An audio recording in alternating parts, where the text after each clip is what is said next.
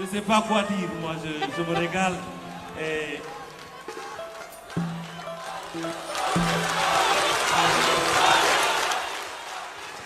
On a même eu des larmes aux yeux ah li daw na yarama. waaw lii rafet na trop. ëllëg si biir. waaw Youssou Ndour Omar Pène. Yoro est-ce que mën nga taxaw ñu déglu Youssou li muy wax. man xam nga sama président buy wax dama bëgg a wax. ñàkk ko déglu wóorul. waaw wóorul de. ay te président waxal.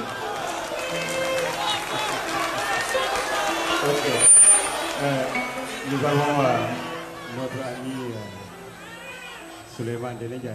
Souleymane, c'est un mélomane. Absolument. Souleymane, c'est un mélomane. Nous avons notre ami Serigne Mbacké Ndiaye. Serigne Mbacké, c'est un mélomane. Nous avons notre ami Youssou Touré. Youssou Touré, je ne sais pas s'il est un mélomane, mais je sais que c'est quelqu'un branché par les années Diamono. Ça, c'est sûr. Inspiré par les années Diamono. Nous avons notre ami Ibrahima Ndoye aussi. Kooku fan su musique la, c'est le conseiller spécial du président de la République. Ibrahima Ndoye, musique la gëm moom la xam.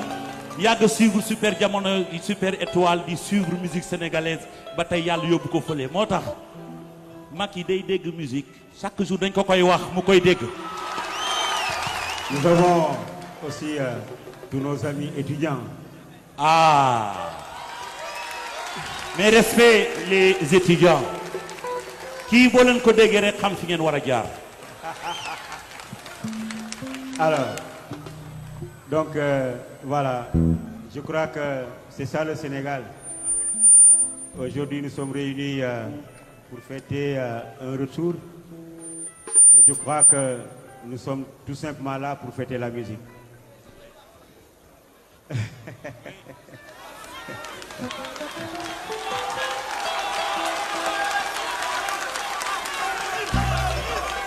Bon, nous avons Ismaëlo et Bamal qui sont là aussi. ñoo ne woon léegi ci loge bi. Alors, tout à l'heure, ils vont venir chanter basse avec nous. Mais je crois que, comme d'habitude, je t'ai dit, il y a un morceau que je ne chanterai plus dans ma carrière musicale. Donc, je laisse le son à mon ami Youssou de le faire. Je crois que j'ai enlevé le maillot, que je ne porterai plus. Mais voilà, je te l'ai dit hier, c'est pour toi, mon frère.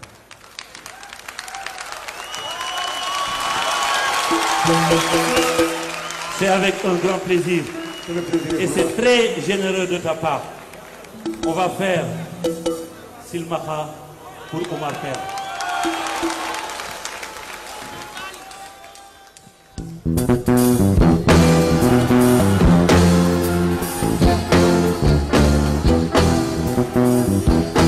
Ça va bien?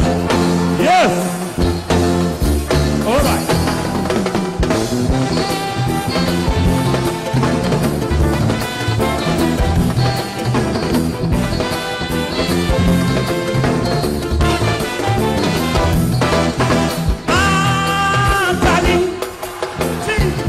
Sali bari noto moom mi Yàlla muuri bëtam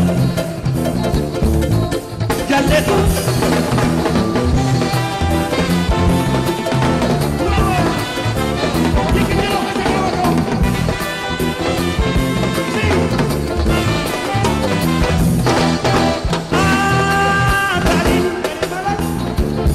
Sali bari noto moom mi Yàlla muuri bëtam jalle ko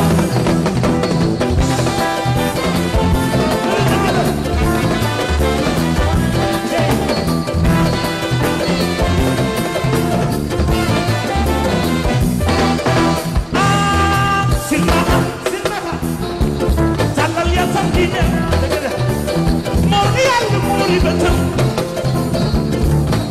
jalle ko ku bëgg saare mooy yëkkati loxo ca kaw ko ku bëgg Omar takk sa loxo Youssou gi nii Omar gi nii say bu ne Silmaxa tàllal ya sam diine moom mi Yàlla muuri bëtam Omar jalle ko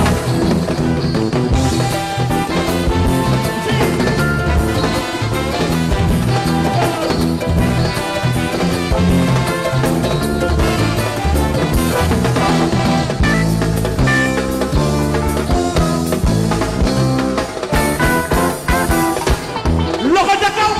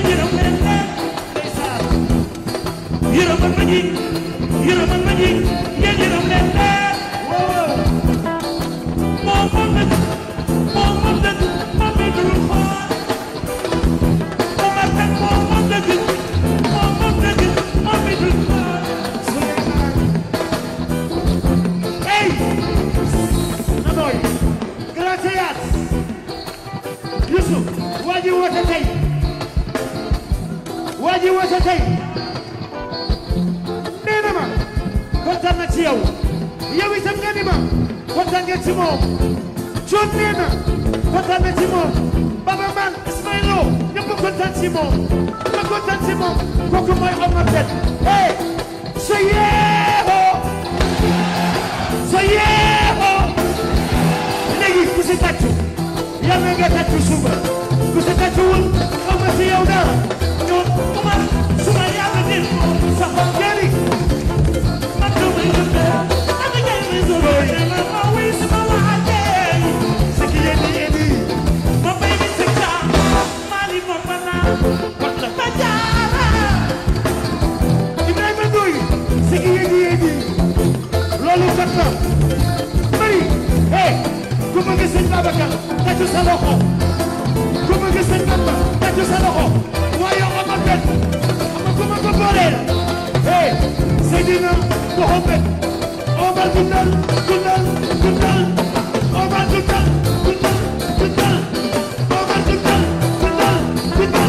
Omar Pène toujours may dégg lool yërëmal ma ñi yërëmal ma ñi yéen a leen leer waaw waaw yërëmal ma ñi yërëmal ma ñi yéen a leen leer seen bàkke moom moom nag moom mooy jël moom mi dul waaw waaw moom moom nag moom la yàlla muur yi bëgg di yow di jàllu say ay di dem oh jàllee ko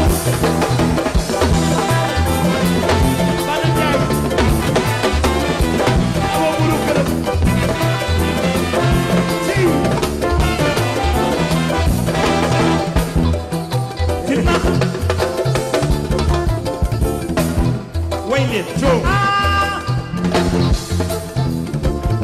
Joe. Dangeen naan Simba. Wax leen loolu. Ku ka ci wax yàlla nga fekk déwén. Kooku moo tànnal yatam di dem. Kooku la yàlla muuri bëtam. yaa ko ngi ko way jëri eh kooku mooy coom te la sabari di wax yow la waxal way na la way wu rëy way na la way wu rëy grand théâtre ngeen na si naa xoolal bu ñu wayee nga tëgg ñu way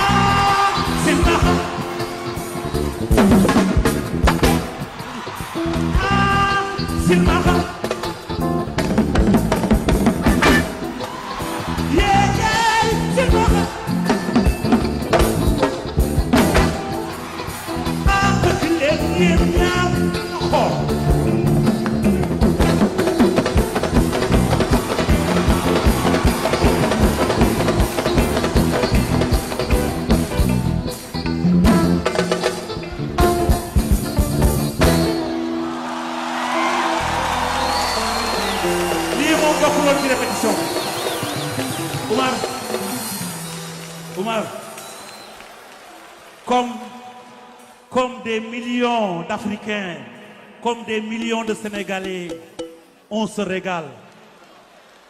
Omar, yal na lu yàlla sàmmal yal nañu yàlla sàmmal Omar Pène.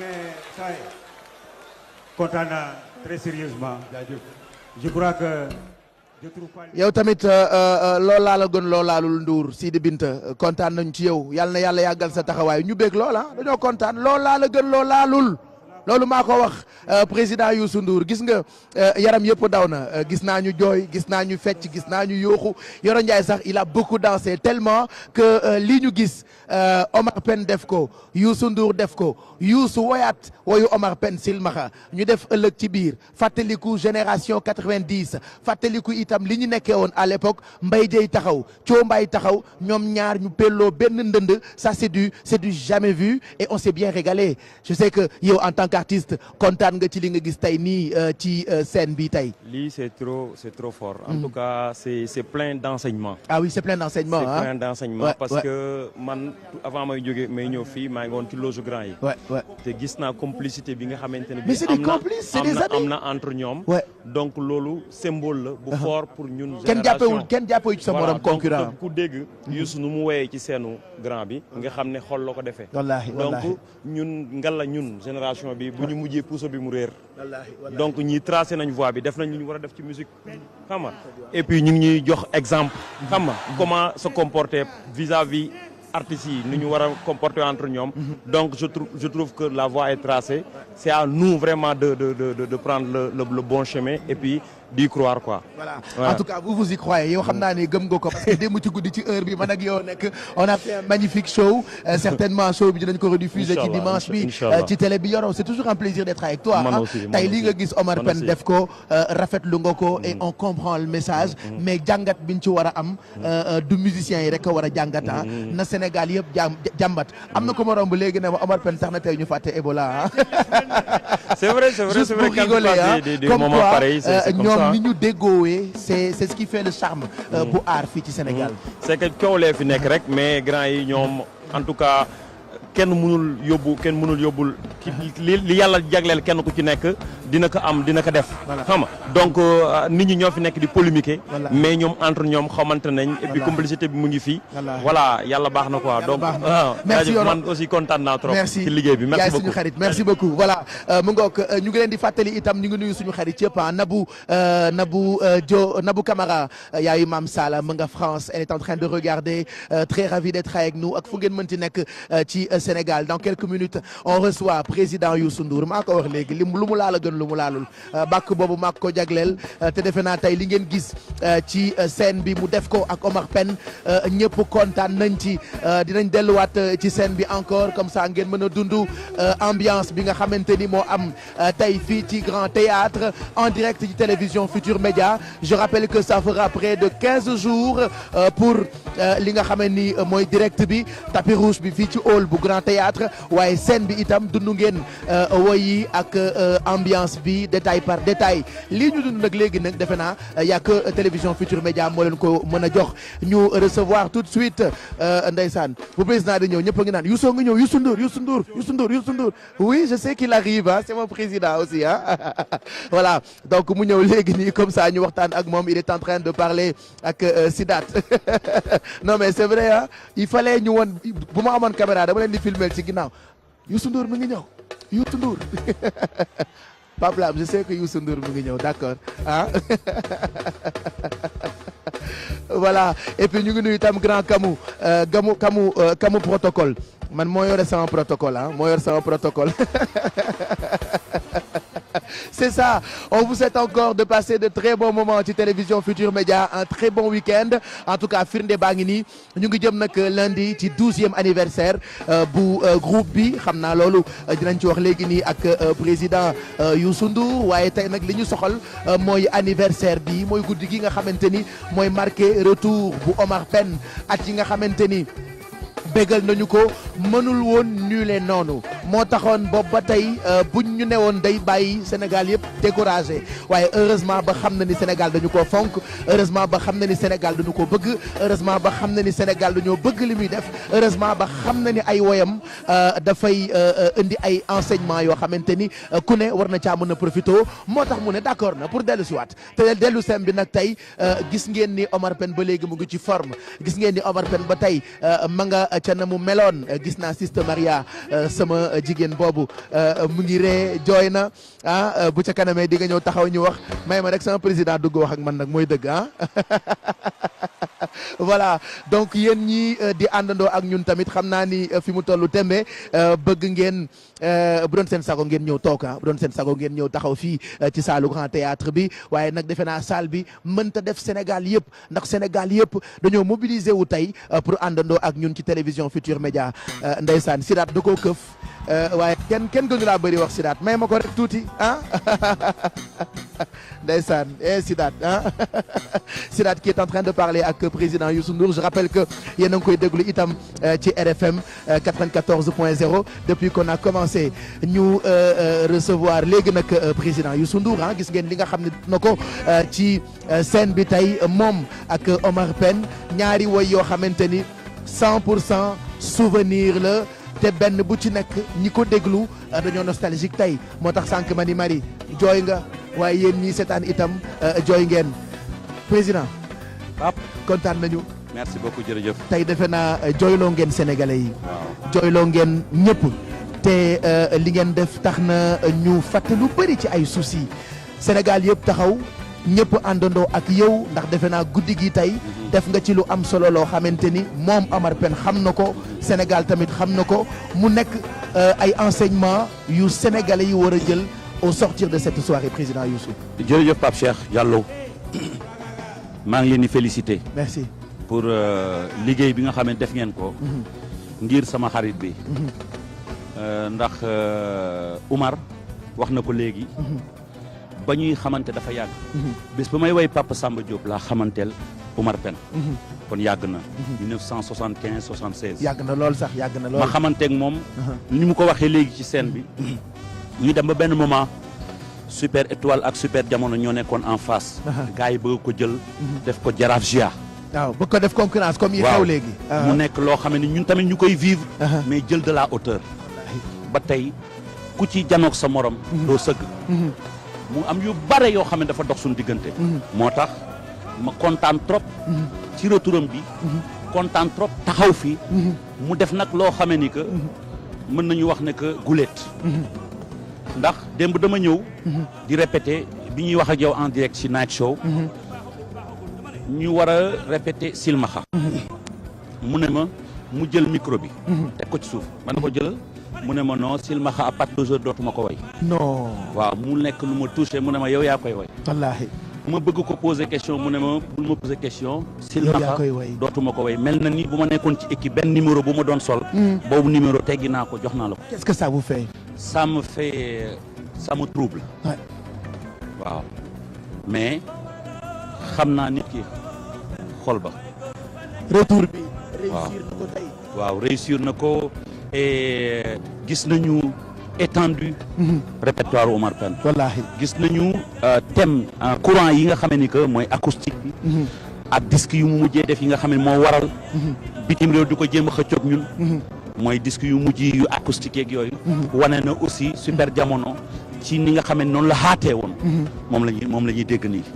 guddi gi tey tax na Sénégal yëpp kontaan fàtte ay soucis yu bëri waaye bëggoon nañu balaa ngay dem ku ne xam na ni jot amewul benn yoon ban message ngay jox sénégalais yi nga xam ne ñu ngi ñuy seetaan ngir dalal seen xel ci fi réew mi toll. waaw dëgg la bu réew tolloo ci yenn jaaxle yi. muy maanaam musiba boobu nga xam ne que moom moo wàcc. ci Afrique de l'Ouest. wàcc ci benn nit ci Sénégal. dañuy delloo lépp ci yàlla. ñaan ko mu musal ñu. aar ñu. je pense que son excellence le président de la République Macky Sall. jël na décision yi mu waroon a jël. yàlla nag mooy dogal. tey jii bu doon nekk ay décision jëluñu ko woon xëy na. coow li dina gën a bari metti. nañu dalal xelu nit ñi. wan leen ni ñu war a taxawee. face ak lii. wax naa ne aussi réew yi dañu war a lëkkaloo. taxaw pour mën a redorer image u Afrique de l'Ouest. parce que am na suma benn collègue ministre. bu ma woo ci beneen réew. ci Afrique de l'Ouest. mu ne ma Youssou yàqu nañu. ma ne ko lu tax mu ne ma tourisme bi dafa mel ni dañ ko xeex ci affaire Ebola bi. ma ne ko non nañu jóg ñu taxaw ñu wanewaat suñuy réew ni mu dalee suñuy réew ni mu rafetee suñuy réew ni mu jongama suñu réew ni mu neexee guddi gaa ngi ni Pape Cheikh li nga sol wallaahi ñëpp kontaan xam nga booy wax Afrique tubaab yi léegi dañuy foog ne ci ay garab la ñu dëkk waaye ku ñëw fi xam na ne ñoo leen dàq solo ñoo leen gën a mën a lekk lu neex kon ñëw leen fekk si ñu dara new fi li fi ne maîtriser nañ ko loolu laa mën a wax dal Sénégal ànd dafa am ay question yoo xam ne bu amee kenn warul jaaree côté ñëpp war a àndandoo taxaw liggéey ko loolu le président woote loolu laay woote pour que ñu affaire Ebola bi mu am consensus autour du président ñu taxaw xeex ak moom jëlee ko fi jëlee ko même ci Afrique de l'Ouest te yow président loo woote ñëpp ànd ci yal na yàlla yàggal sa taxawaay ñu ngi lay gërëm bu baax merci d'être passé nous voir gis nañu li nga def tamit ci guddi gi Sénégal yëpp kontaan nañu ma ñaanaat sama ñaan bi yal na la yàlla bàyyi suñu kanam. amiin Pape ñu bokk ko ñun ñëpp à lundi. à lundi incha allah merci président Youssou Ndour ñu ngi koy gërëm bu baax ah.